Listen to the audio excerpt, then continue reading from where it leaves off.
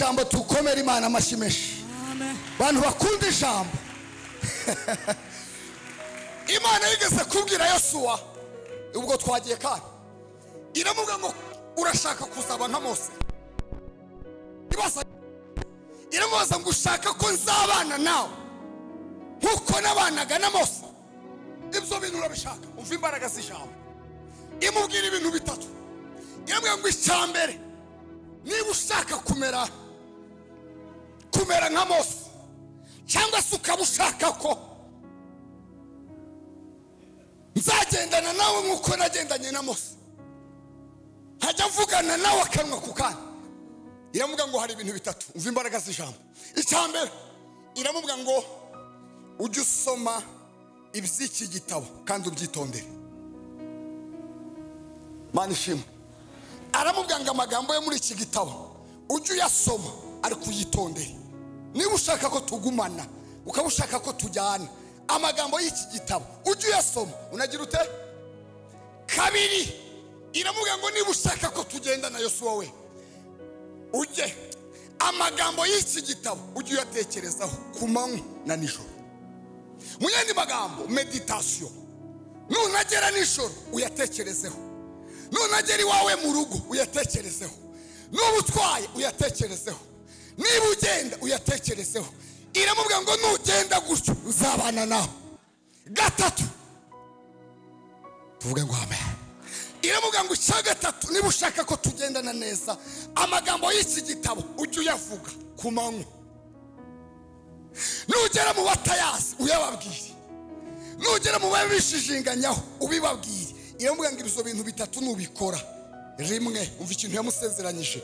Iramubwira ngo ibyo bintu nubikora uzabashishwa muri byose. Ibyo uzakora byose nzakubashisha. Iramubwira ngo kandi ibyo bintu nubikora ukabigenderamo, iramubwira ngo nta muntu uzahagarara imbere yawe uzagutsinda ngo agushobore. Gatatu iramubwira ngo kandi nubikora ibyo bintu ukemera kubigenderamo, ayo magambo ukemera kakubamo. Gatatu iramubwira ngo ahantu hose uzajya ukandagira nzajya amaho umugisha. Dukomere Imana amashimeshi. Niyo mpamvu ijambo rifite imbaraga. Bwana sifiwe. Reka dusome ijambo twinjire mu ijambo. Makerube na waserafi wote wa mbakira siku. Ezira ibice 8. Ezira ibice 8 umurongo wa 18 kugeza ku murongo wa 23 tuganira amagambo y'Imana. Ezira ibice 8 umurongo wa 18. Igitabo cya Ezira ibice 8 umurongo wa 18. Ezira 8:18. Kadusome. Maze kubw'ukuboko k'Uwiteka, kubw'ukuboko kwiza kw'Imana yacu kwari kuri twe. Namwe niko handitse. Ezira 8:18. Maze kubw'ukuboko kwiza kw'Imana yacu kwari kuri twe batuzanira umugabo w'umunyabwenge wo muri bene Mahali mwene Lewi mwene Isirayeli na Shibeya n'abahungu be na bene se uko ari 18 na Hashabiya hamwe na Yeshaya wo muri bene Melali na bene se n'abahungu babo uko ari 20 nabo mu banetimu abo Dawidi n'abatware be batanze ngo bakorere Abalewi. Abanetinimu 220 bose bavugwa mu mazina yabo 21. Maze ntegekera kwiriza ubusa aho ngaho. Winezira uri kuvuga aya magambo. Maze ntegekera kwiriza ubusa aho ngaho kuri uwo mugezi ahava kugira ngo twicishe bugufi imbere y'Imana yacu ngo tuyoboze inzira idutunganiye twebwe n'abana bacu bato n'ibintu byacu byose. Kuko nagize isoni zo gusaba umwami umutware w'ingabo z'abasirikare n'iz'abagendera ku mafarashi ngo badutabare kubabisha bacu bari mu nzira, kuko twari twavuganye n'umwami tuti amaboko y'Imana yacu ari kubayishaka bose ngo abagirire neza, ariko imbaraga zayo n'uburakari bwayo birwanye abayireka bose. Nuko twiyiriza ubusa dusaba Imana yacu tuyinginga, yemera kutwumvira. Mwakire neza ijambo ry'Imana. Dusomye amagambo menshi ariko byari bikwiriye, ntabwo nari kuyacamo kabiri kugira ngo aze kumvikana. Ijambo ngendereye riri ku murongo wa 18 rivuga ngo maze kubw'ukuboko kw'Imana yacu kwari kuri twe. Kubw'ukuboko kwiza kw'Imana yacu kwari, tugiye kuganira ijambo rivuga ngo kubana n'ukuboko kwiza kw'Imana. Imana ishimwe.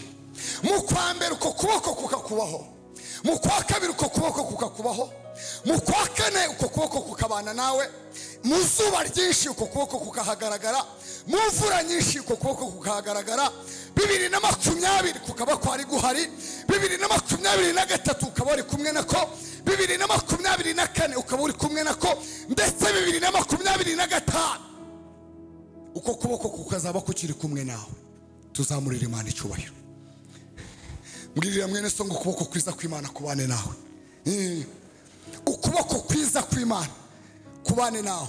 Reka mbibutse tutarajya kure, nagira ngo mbibutse ko ukuboko niko kurwanirira abayizera. Imana ishimwe.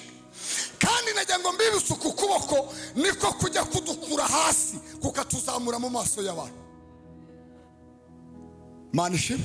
Nagira ngo mbibutse ko ukuboko ariko kujya kuturinda amajya. Nagira ngo mbibutse ko ukuboko ariko kujya gufungura inzugi z'imiringa. Nagira ngo mbibutse ko ukuboko ariko igikoresho idukingira imyambi ya wa mubi. Niyo mpamvu buri mukristo yifuza aho ava akagera akeneye ukuboko kwiza.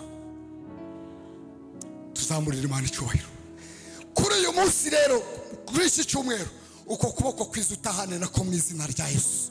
Kubane nawe mu kazi, kubane nawe ku ishuri, kubane nawe mu rugo, kubane nawe muri business, kubane nawe. Kuboko kwiza. Ndagira ngo mbahe amateka gatoya kugira ngo twinjire. Uyu mugabo uri kuvuga ibi bintu yitwa Ezira. Ari mu bantu bazanye n'Abisirayeli, kuko twarabibonye bava i Babuloni, baje mu maekipe, baje mu matsinda. Hari itsinda rero ryazanye na Ezira ku ngoma y'umwami Kuro. Imana ishimwe.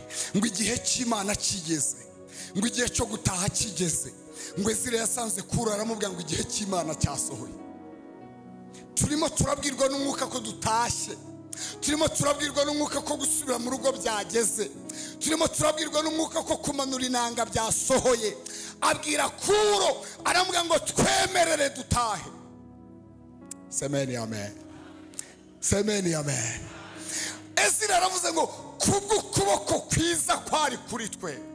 Imana ishimwe. Imana yemera kujyana natwe. Haleluya. Kuko navuze nti ntabwo ndi busaba umwami ingabo, ntabwo ndi busaba umwami intwaro, kuko hari ukuboko. Muri aya materaniro kugendane nawe, muri aya materaniro uko kuboko kuba. Reka mabwire, umuntu uri ukuboko kw'Imana ntabwo wamutsinda. Niyo wamurusha imbaraga, ariko ukuboko kuri kumwe nawe ntabwo wagutinyuka. Imana ishimwe. Umuntu uri ukuboko kw'Imana ntabwo wamuroga ngo umwice. Ukuboko kw'Imana kuramurinda. Ukuboko kw'Imana kubana. Umuntu uri ukuboko kw'Imana ntabwo wamugambanira ngo umushobore. Anezerewe gusa. Uragira ngo uramugambaniye, bwaki kamuzamura mu maso yawe. Tuzamurira Imana icyubahiro.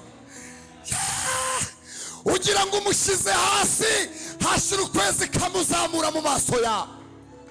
Uragira ngo wamwishe, bwacya mu gitondo mugahura agenda ari muzima. Uragira ngo wabifunze, bwacya mu gitondo ikabifungura ku mugaragaro.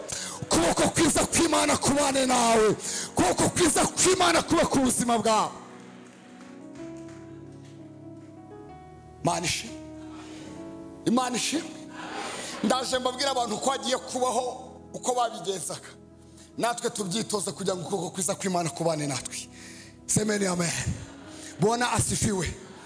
Ezira rero bajya guhaguruka abwira umwami Kuro aramubwira ati Ezira kanguha ingabo kugira ngo zizakugenda imbere. Ezira aramubwira ngo Yesu uko twe tugenda hari ukuboko kwiza kw'Imana yanjye kugomba guhagurukana nanjye. Reka mbabwire kuntu kujya gukora ukuboko kwiza kw'Imana iyo kugeze kuri twe kutubera umugisha. Yego no kwahindukira ku banyamahanga kukabaremerera. Mana ishimwe. Twebwe kuduhesha umugisha ariko kwahindukira ku banyamahanga kukagira ute kukabaremerera. Ndagira ngo tuvuge ibintu nka 3 cyangwa 4 ntago turi butindi kuko mukanya turasenga isengesho rivuga ngo mwami ukuboko kwawe kwiza kubane nanjye.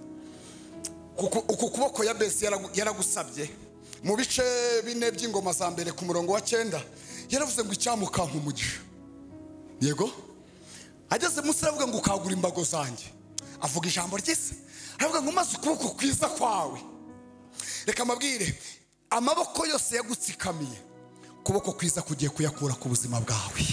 Hari igihe umuntu abaho ariho amaboko ya Besi yari yaratsikamiwe. Hari amaboko yari yaramutsikamiye, amaboko y'agahinda yaramutsikamiye, amaboko y'umubabaro yaramutsikamiye, amaboko y'ubushomeri yaramutsikamiye. Hari amaboko agiye kukurekura kuko hari ukuboko kugiye kubana nawe. Hari amaboko agiye kuva. Ababyize tuvuga amina. Hari amaboko agiye kuva ku buzima bwawe kuko hari ukuboko kugiye kubana nawe. Tuvuge ngo amen. Tuvuge ngo amen. Haleluya. Ezira abwira umwami aramubwira ngo ukuboko kwiza k'Uwiteka kuzagira ute kuzabana natwe kandi ndabizi neza kwizadusohoza amahoro. Hari ibintu 4 nabonye abantu bagiye babana n'ukuboko kw'Imana kukabana nabo kukababera kwiza. Uko kuboko kukabana nabo kukagendana nabo. Hari ibintu 4 nababonyeho. Icyambere abantu bagiye babaho ukuboko kw'Imana n'abantu bose ndaza gutangamo ingero. N'abantu bose bemeye kugira ibyo bitandukanya nabyo kubera Imana.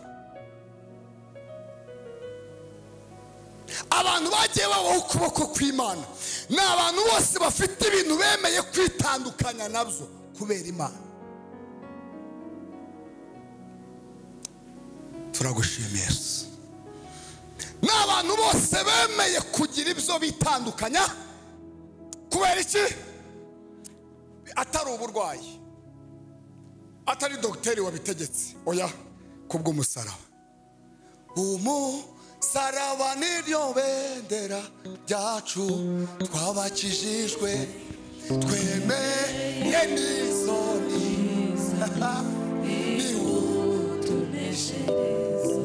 urashaka ko ukuboko kw'Imana kubana nawe hari ibintu ugomba kwitandukanya nabyo. Turatanga n'ingero. Urashaka ko ukuboko kwiza kw'Imana ayiwe kuba ku buzima bwawe. Bene aba bantu kwagiye kubana nabo n'abantu bemeye kugira ibyo bitandukanya nabyo maze ukuboko kwiza kw'Imana kwemera kuba ku buzima bwawe. Urugero harimo sogokuruza wo kwizera yitwa Aburahamu. Itangiriro 12 ng'Imana yamusanze wabo muri Uriya wa Karudaya iramubwira ngo Aburahamu we va girute va ni 1 2 usige 3 ujye aho nzakwereka. Ku murongo wa 3 iramubwira ngo nunyemerera kubikora 1 nzaguha umugisha. Tuvuge ngo amen. 2 nzogeza izina ryawe. Tuvuge ngo amen. 3 nzaha umugisha abazagukomokaho. 4 uzakuvuma. Aburahamu we uzakuvuma nzamuvuma. 5 nzogeza izina. Abari Kigali bazakuvuga, abari muri Afrika bakuvuge. Narababwiye ngo kuzabona iteraniro ribaho bagataha batavuza Aburahamu ni gake kuko ni isezerano yamusezeranyije kuzogeza izina rye ariho ndetse yaranapfuye. Nzakwamamaza. Reka mabwire, urashaka ko ukuboko kwiza kw'Imana kubana nawe, hari ibintu ugomba kwidatasha ukavuga ngo kubw'agakiza namenye, kubw'uwo nizeye. Biragoye ko ukuboko kw'Imana kwaba ahandi hantu hari andi maboko. Imana ishimwe, Imana ihimbazwe. Abisiraheli bigeze kuyanga ngo batangira gusenga ibigirwamana. Irababwira ngo ntabwo ukuboko kwanjye kwababaho muri mu bugirwamana, ngo ibavaho. Nibwo ngo Abafilisitiya bibye isanduku barayitwara, ngo barakubitika pe, ngo bamererwa nabi, kugeza igihe isanduku y'Uwiteka yagarukiye mu rurembo rwa Dawidi, ngo barongera baranezerwa. Abantu bose nagiye mbona ukuboko kwiza kw'Imana kubana nabo ni abantu bafite ibintu bateye umugongo kubw'umusaraba. Navutse ubwa kabiri, byose bihinduka bisha, ibyarinda mu yanjye bimpindukira igihombo, none ubingorane zose zerekunga mi Yesu, ndamutakira n'Imwami Yesu neza ukushaka. Haleluya, haleluya. Uyu munsi urashaka ko ukuboko kw'Imana gutaha ku buzima bwawe, hari ibintu tugomba gutandukana nabyo, kuko formule y'ubwami bw'Imana kwakira bisaba kurekura. Amena. Niko bimeze. Kugira ngo ukuboko kwiza kw'Imana kubane n'umuntu, hari ibintu umuntu agomba kugira ute? Kurekura, akabitera umugongo, akavuga ngo kubwo Paulo yanditse Abafilipi ibice 4:3 n'umurongo wa 4, yaravuze ngo niba hari uwakwirata iby'umubiri, Paulo nabo wa mbere aravuga ngo ndi umuheburayo mu baheburayo, nabanje kuba. Ageze ku murongo wa 7 aravuga ngo nyamara ibyarinda mu yanjye byose nabitekereje ko ari igihombo kubera kuronka Kristo, ndetse mbibona ko ari nk'amase. Aravuga ngo kubw'uwo nahombye ibyanjye byose. Ntago ari ukubihomba kuko muganga yabikubujije, ni ukubihomba kubera agakiza. Ntabwo ari ukubihomba kuko bitakigukwira, ni ukubihomba kubera umusaraba. Ntabwo ari ukubihomba kuko uri kubikorera ahantu bakureba, ni ukubihomba kubera umusaraba. Ushaka ko ukuboko kwiza kw'Imana kubana nawe, hari ibintu tugomba hari ibintu tugomba kwishishuraho. Niyo mpamvu Ezira yavuze ngo nta ngabo z'umwami nshaka. Oya, ni ukubihomba kubera umusaraba, ni ukubihomba kubera umusaraba. Niko Tawe yaririmbye, hari iby'isi bitaturyohera, twabibona tukabibona nk'ibibambwe pe, tugashinjagira dushira, nyamara tubikeneye kugira ngo tudatatira igihango twagiranye. Hari impamvu ituma iby'isi bitaturyohera, twabibona tukabibona nk'ibibambwe pe, tugashinjagira dushira, nyamara tubikeneye kugira ngo tudatatira igihango twagiranye. Haleluya, haleluya, Yesu azaza. Haleluya, umwami azaza, ntagazica gahunda. Tumukomera amashyi menshi umwami. Ni bande bagize icyifuzo cy'ibintu bumva batandukana nabo? Ukanya turasenga, ukavuga ngo iki kintu cyatuma ukuboko kwiza kw'Imana kutabana nanjye. Ukavuga ngo aha hantu hatuma ukuboko kwiza kw'Imana kutaba ku buzima bwawe. Mukanya turasenga, ukavuga ngo aha hantu n'ibi bintu byatuma ukuboko kwiza kw'Imana kutabana. Kabiri, abantu ba kabiri bakunda kubana n'ukuboko kwiza kw'Imana. Mana ni nziza kandi ibihe byose. Abantu ba kabiri bakunda kubana n'ukuboko kw'Imana ni abantu bakunda gusabana nayo binyuze mu masengesho. Ni abantu bakunda gusabana nayo binyuze ni abantu bakunda gusabana nayo binyuze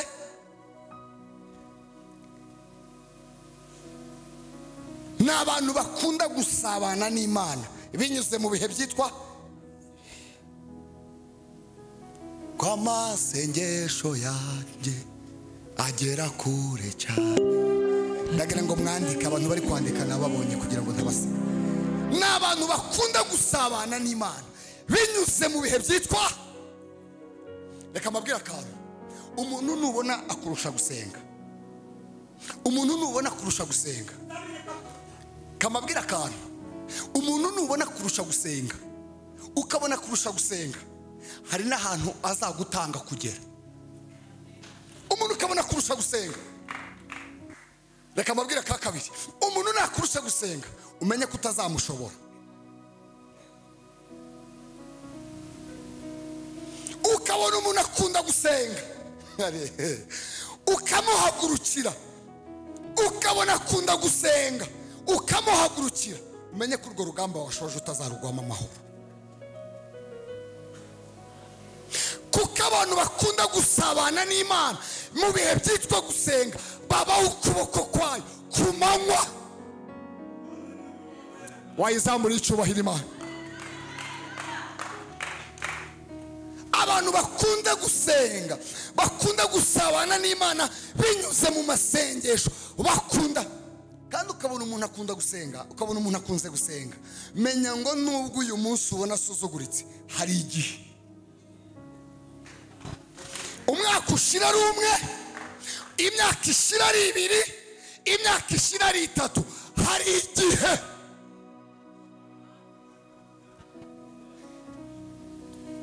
muririmbyi yararimbye ngo abakunda gusenga nimuhaguruke turirimbira Imana. Mana we ujye umfasha nge ngutambira. Ukabona umuntu akunda gusenga, nashake be adasobanutse, ariko hari igihe masengesho ntabora, masengesho ntasaza, masengesho ntaba expired. Warisenga muri 2020, 2024 rigaturitse igisasu. Warisenga muri 2020, 2025 rigakora igitangaza. Urashaka kuboko kwiza kw'Imana kuba ku buzima bwawe, itoze gusabana n'Imana mu bihe byo gusenga. Mukanya nabyo turabisengera. Itoze gusabana n'Imana, itoze gushaka Imana mu buryo bwose bwo gusenga, itoze kubana n'Imana mu buryo bwitwa gusenga, itoze gushakishiriza Imana mu masengesho. Hari igihe cyo gusengerwa, ariko hari n'igihe cyo kuyishakira ku giti cyawe. Mana ishimwe. Hari igihe cyo gufashwa isengesho, hari igihe cyo gusunikwa, ariko hari n'igihe cyo kuyishakira ku giti. Mana ishimwe. Imana ishimwe. Ucyumweru kigashira, ukwezi kugashira, umuntu nta n'iryo kuryama agira. Ariko twavuga ngo twikubise mu rusengero, Mana ukuboko kwiza kwanjye kumbeho. Ntago kujya gupfa kuba kuri buri wese, niko kuri kwibiriho. Ukuboko kwiza kw'Imana kugira abantu kubaho. Rimwe ni abantu bafite ibintu bitandukanyije nabyo kubw'umusaraba. Kabiri ni abantu bakunda gusabana nayo binyuze mu bihe byitwa gusenga. Bene abo bantu babe badakomeye, ariko mu bwami iyo babareba babona ari ibitangaza. Babe badasoba, ariko se tubwizanye ukuri, umuntu yaba adashoboye n'isengesho ryo ku cyumweru iri aya ngaya ya VIP aya turimo, ayajyamo amasaha 3-4, aya ngaya abantu baza kurushanirwamo uko bambaye, aya abantu barushanwa uko baparitse, aba barushanwa uko abantu basutse. Ninjye ufite igisuko gishasha, aya ngaya abantu barimbiramo, aya turimo aya ngaya yo kuyi y'abantu baramya bareba pedicure, manicure, inzara zanjye menshi. Aya muntu yaba adashoboye ukamutega yahe. Aya arakunzwe yewe data we. Abantu b'inyamata dukunda kubana ku cyumweru, aya ngaya agezweho. Ibi bintu bigezweho, ibi byo kuza musengero, kereka bafunguriye rimwe nka saa sita ngo urebe kwa Antoine Restoration zazuzaye nizafu bigezweho. Abantu bisigaye byarabaye nka defile de mode. Nibi umuntu yaba adashoboye aya ngaya aya duterana abantu bareba ku isaha ngo nagire vuba dutahe. Aya umuntu yaba adashoboye ukamutega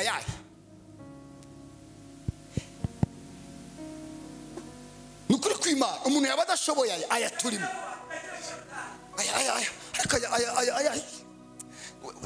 nuko nibera inyamata ku cyumweru ni nk'icyumba cy'amasengesho turisengera bikanaryoha rimwe na rimwe tukavuga ngo twiyongeze twese tukikiriza ngo amen, kandi tukabyikiriza nta mutima mubi. Ariko aya afite ikibazo. Nabwiye abantu ndavuga ngo aya ngaya gusa niba ari ayo ufite hazakurenza ku cya Mitsingi. Niba ari ayo ubitse aya abantu binjiramo saa 5 dutashye.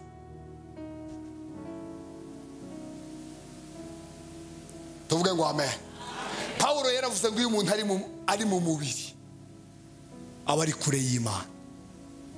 Niyo mpamvu kugira ngo ukuboko kwiza kubane n'umuntu nuko ari umuntu wize gusabana n'Imana mu bihe byitwa gusenga, mu kazi ke akaba yarimo. Aho ari ntago tuvuze ngo ugende wicwe n'inzara. Oya, buri wese akagira uburyo asabana nayo. Uva ikintu cyafashije Dawidi kwica Goliyati, tuzamurira Imana icyubahiro. Aka karamfasha ngo yaritegereje arareba abantu bose batinye ngo Dawidi ahagaze batangiye kumujora no kumusuzugura, ngo arangije ngo yikabakabye ngo yumva aracyari kumwe n'Imana. Haravuga ngo ubwo tukiri kumwe nayo, akoresha icyanditswe kivuga ngo ubwire mu ruhande rwacu umubisha yabasha. Urashaka ko ukuboko kwiza kw'Imana kubana nawe yewe igakuramya Imana mu bihe byitwa. Hari uw'inyamata, umukristo w'inyamata yageze kumuhamagara, hari ati pasiteri Murandi turashima Imana. Atari ko umuntu aragenda ntimunashakishe pe, umuntu akagenda intama ikagenda pe ntimunashakishe. Ndamuganitse ko nakumenya. Harimo ngo twarasenganye kera, narese wagiye.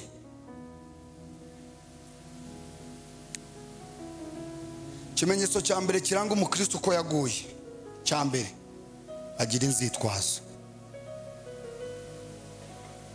Ndamubwenetse ko mutatubwiye amakuru, mwararwaye se, mwagize akazi, mwabaye amahoro, byagenze bite? Ati urumva pasiteri nabaye bize umwaka.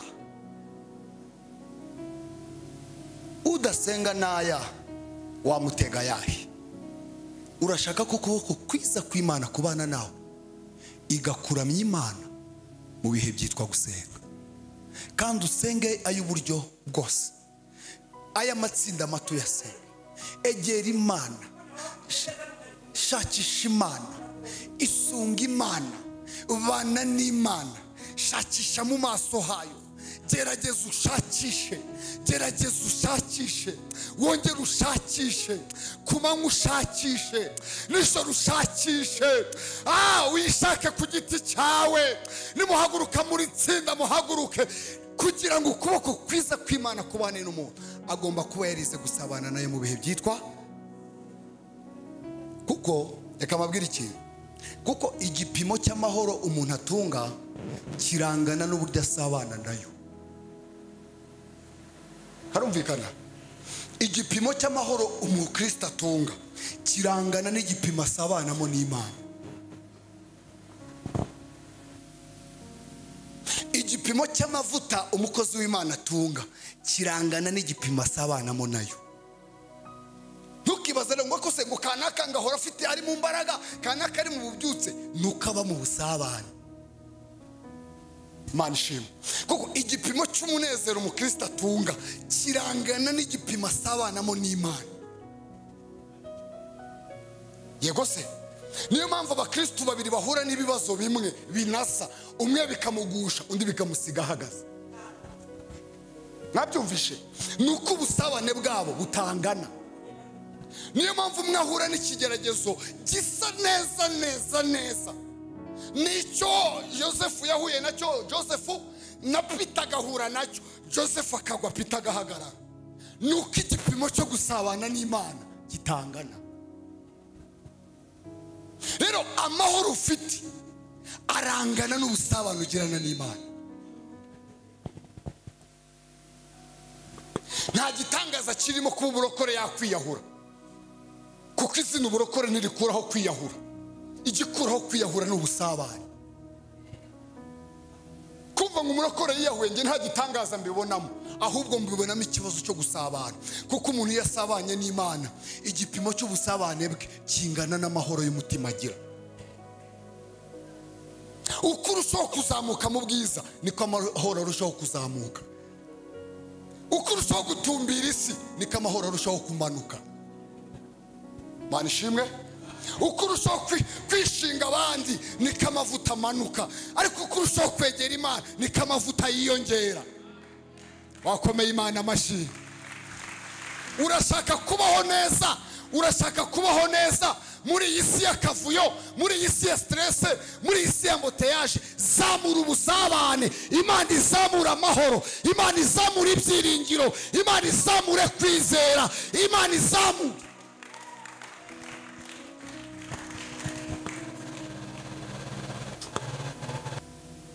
Hari umukristo ushobora gukandagira muri mu gisirimba akagutera ikofi.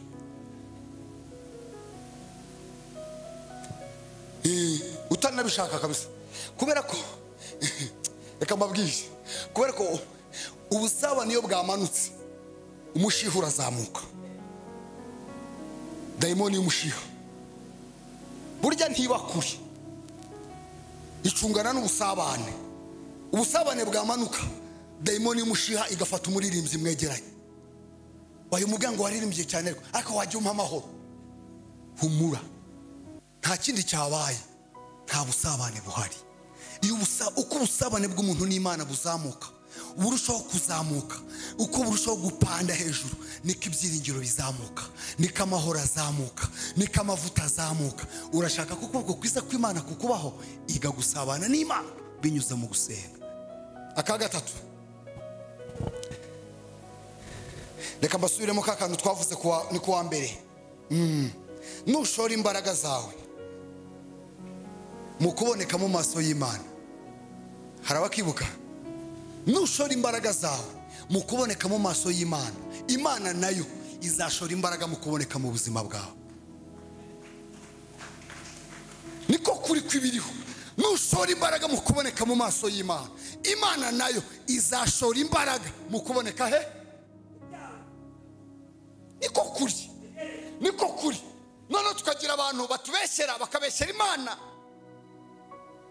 bakabeshyera Imana yacu, bakagenda bakayiteza urubwa, bakavuga ngo ntikora.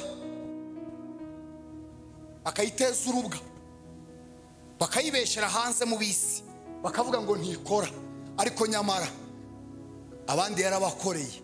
Icyo kintu ujye ukibuka, hari abandi yakoreye.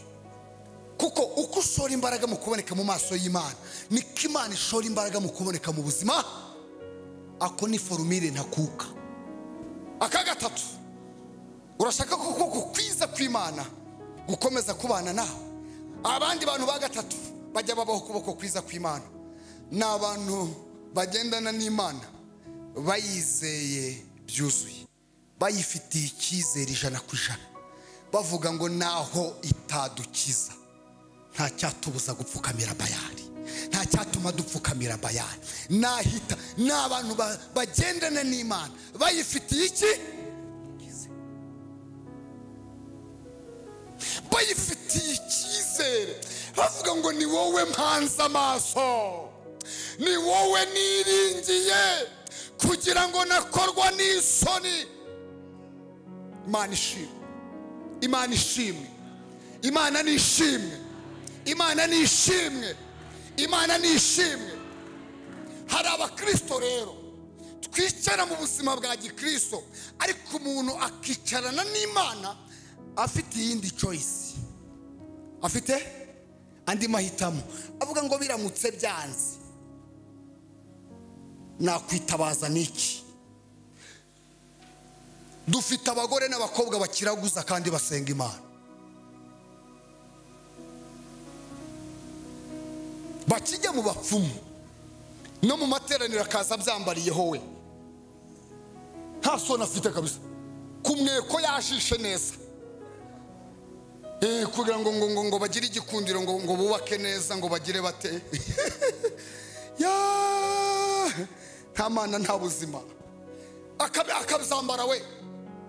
Twaririmba ngo makerubi na maserafi wanaimba kila siku, abifite we, utakatifu utaka, turamenya uri guhimbaza iyi. N'abantu bagendana n'Imana bayifitiye, bakabana nayo bayifitiye,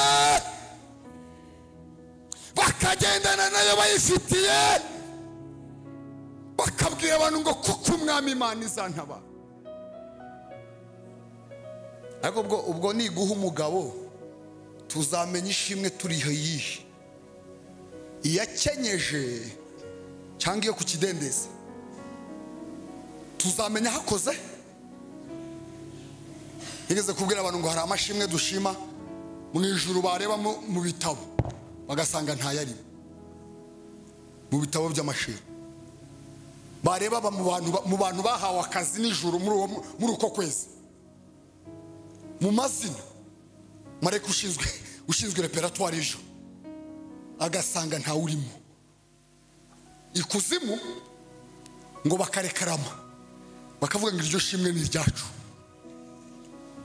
kuko nitwe duherutse kubikora, nitwe duherutse gutanga akazi kanyuze. Abantu babaho ukuboko kw'Imana n'abantu bafitiye Imana icyizere, kandi reka mbabwire, kwizera, kuvuga ko ufite kwizera ntawe utabivuga, hari icyiza kikagupima. Kuvuga ko umuntu afite kwizera ntawe utabivuga, ariko hari situwasiyo igera igapima ko kwizera koko guhari, kutari amagambo. Ibihe bikaza bigapima ko umuntu yizeye Imana ishimwe. Hari abakristo babaho mu bihe by'amasezo, sezoniyeri. Mwaba mwicaye mu materaniro ukamenya ko nta kigenda, ariko byaba byaciyemo mwese akabanyuka ntawuhumeka, ariko byaba byanze mukavuga ngo byanze. Ndabesha? Kwizera kurenga imisozi, kwizera kurenga imitekerereze. Paulo yaravuze ngo tugendera mu kwizera, ntabwo tugendera mu bifatika. Twaravuze ngo umukiranutsi azabeshwaho.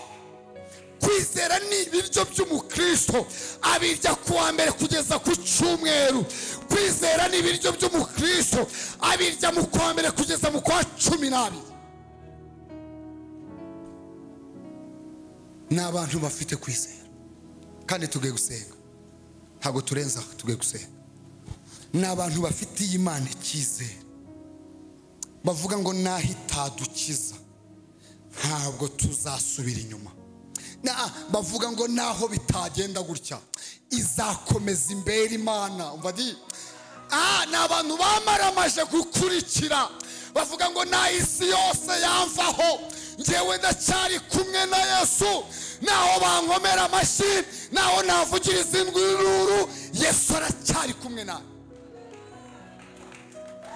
Bene abo bantu, kuboko kwiza kw'Imana ni kujya kuba bakuri, gukunda kubahora hafi. Tugiye gusenga. Urifuza ukuboko kwiza kw'Imana? Twavuze ngo uyu munsi uraguhagurukana mu izina rya Yesu.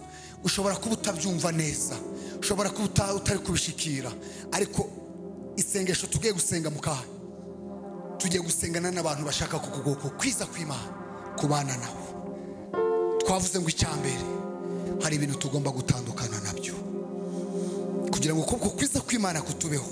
Hari ibintu tugomba gutandukana nabyo. Kabiri, twavuze kugira ngo ukuboko kwiza kw'Imana kubane natwe, dukwiye kwiga kuramya Imana binyuze he?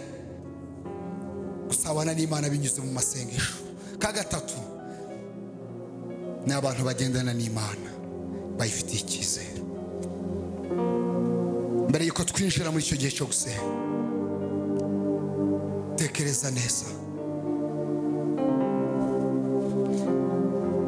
kubera ko ukuboko kwiza kw'Imana niko kuduhesha byose dukeneye, niko kwatugeza aho twifuza, niko kwatuma umugisha w'Imana utubaho.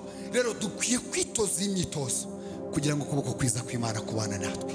Birashoboka ko muri iri teraniro haba harimo umuntu utarakizwa, utarakira Kristo nk'umwami n'umukiza, kugira ngo tuze gusengera ukuboko kwiza kw'Imana. Ariko nanone nawe uri mu gitabo cy'abana b'ubugingo, birakwiriye ko itorero rijya ribikora rikanyuzaho uyu mwanya, kugira ngo hatazagira uvuga ngo naracikanywe. Siko kuri. Ubaye urimo rero ushaka kwakira Yesu nk'umwami n'umukiza w'ubugingo bwawe kuri uyu munsi w'aya materaniro, kugira ngo nawe mu mubare w'abana bariho ukuboko kwiza kwa se ari we data wa twese, uhaguruke tugufashe. Ubaye uri umubyeyi, ubaye uri umugabo, ubaye uri umusore, ubaye uri umukobwa ushaka kwakira Kristo nk'umwami n'umukiza w'ubuzima bwawe, uhaguruke tugufashe. Katubanze dutanga itangazo kugira ngo mu kanya nituza gusenga tuze gusengera mu mwuka umwe twese.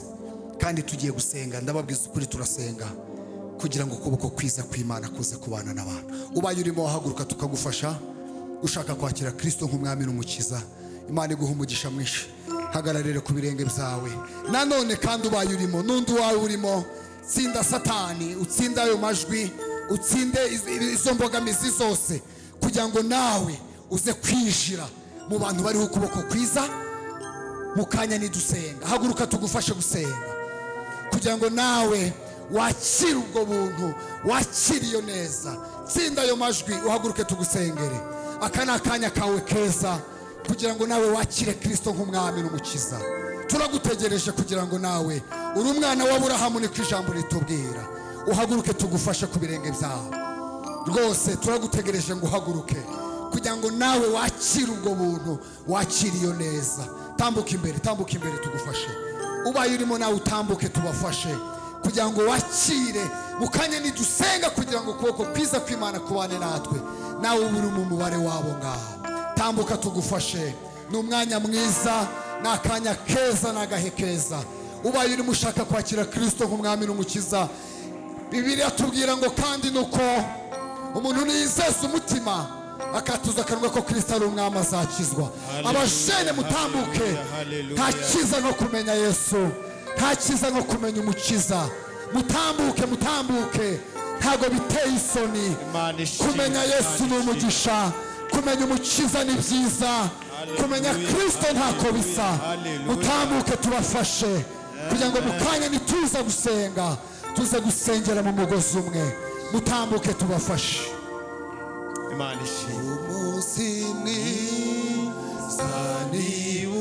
Turagutegereje nawe kugira ngo tugufashe. Uyu ni umunyago.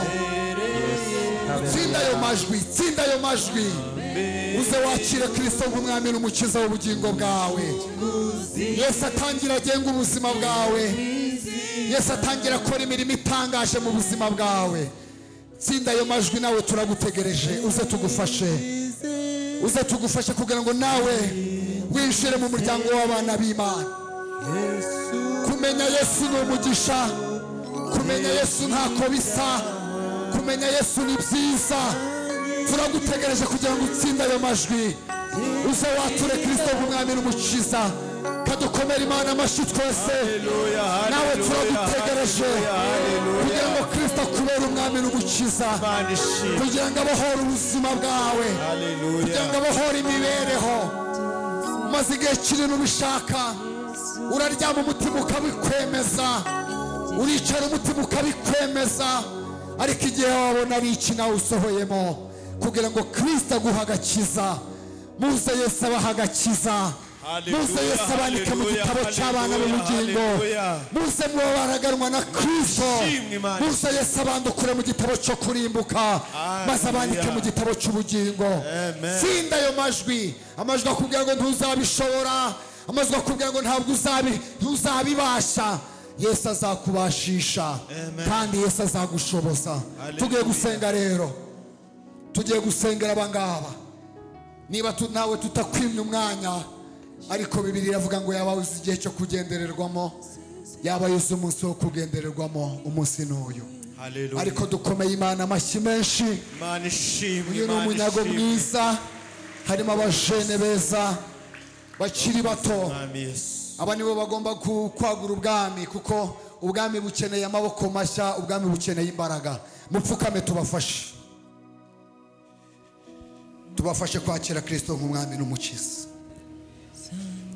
Atangira agenga ubuzima bwanyu, atangira agenga imibereho yanyu. Mutangire mugira amahoro avuye ku Mana.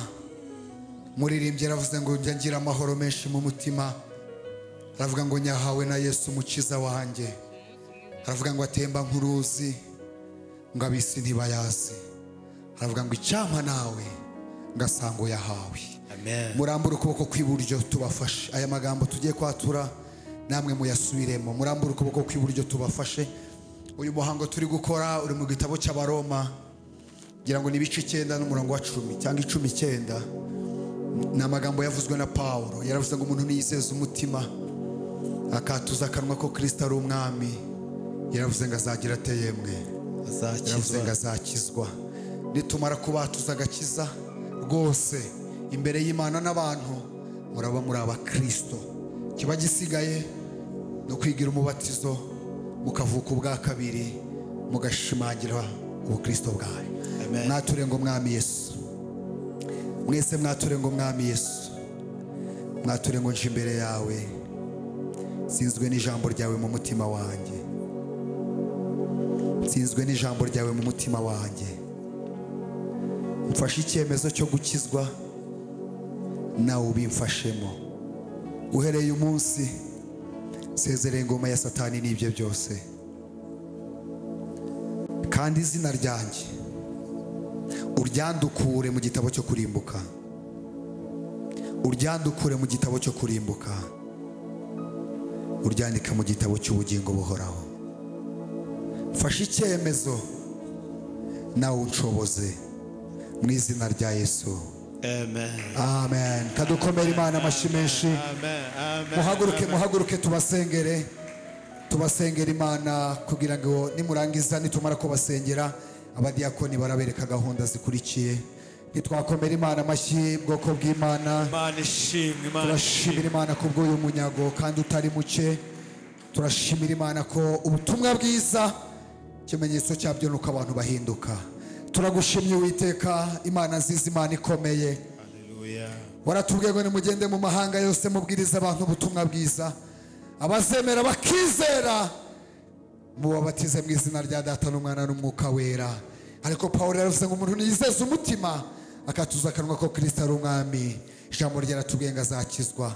Uru ni urubyiruko abenshi bemeye kwizera umwami Yesu kugira ngo ababere umwami n'umukiza.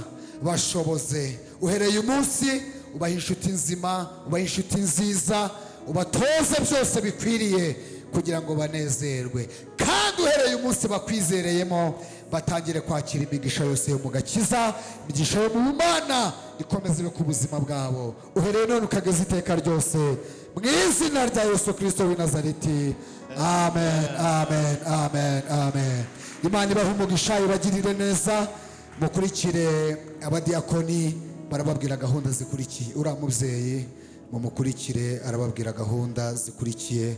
Reka dukomere Imana amashyi menshi. Haleluya, haleluya. Reka dusenga Imana kubw'ijambo. Ijambo ryatubwiye ngo ukuboko kwiza kwawe kukabana nanjye. Twize ibintu bigera muri 3. Niba wumva hari icyo Imana yagushyigikiramo, uhaguruke dusengane Imana kugira ngo uyu munsi ukuboko kwiza kw'Imana gutangire kuba ku buzima bwawe. Abumva hari icyo Imana yabashyigikiramo, niba yabatoza kugira ibyo batandukana nabyo, abumva yabongerera kwizera, abumva yabafasha kugirana ubusabane nayo mu bihe byitwa gusenga, muhaguruke dufatanye gusenga Imana. Kurubu njyangira mahoro mu mutima, yahawe na Yesu mukiza wanjye, atemba mu ab'isi ntibayazi icyamamazwa uyahawe kuri ubu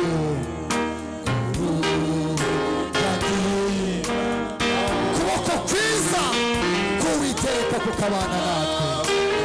Yesu ukiza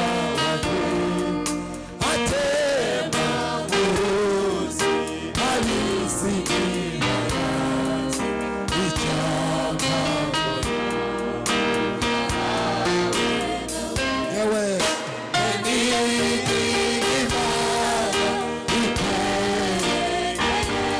Imana ikongerere kwizera, Imana igufasha kugira ibyo utandukana nabyo, Imana igufasha gusaba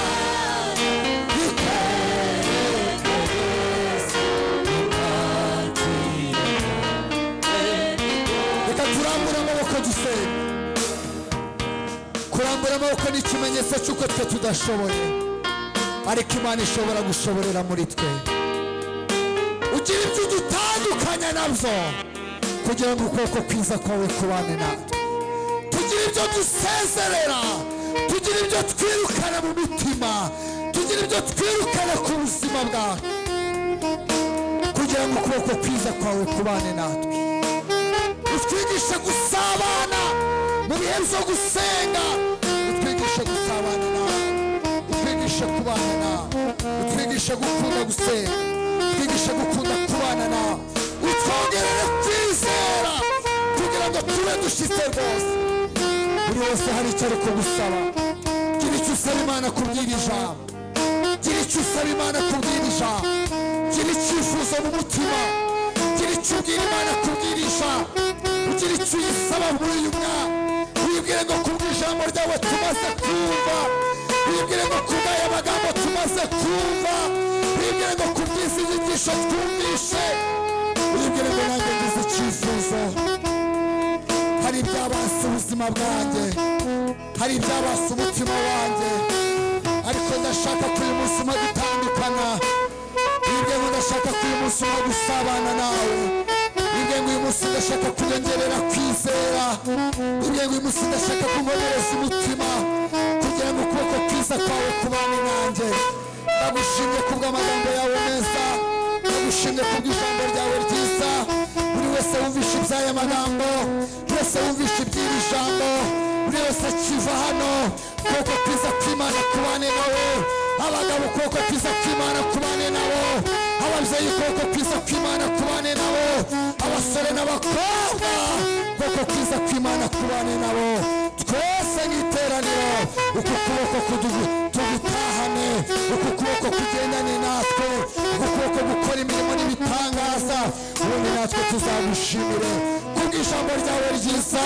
Tugukomeye amashyi menshi tugushimira kubw'ukuboko kwawe kwiza kugiye kubana natwe, kubw'ukuboko kwawe kwiza kugiye gukorana natwe, kubw'ukuboko kwawe kwiza kuri hagati muri twe. Ukomeze kutubaho uhereye none ukageza iteka ryose. Ijambo ritugireho ububasha kandi ijambo ridukoreho umurimo ukomeye. Urakoze, tugukomeye amashyi menshi kubw'ijambo ryawe mu izina rya Yesu.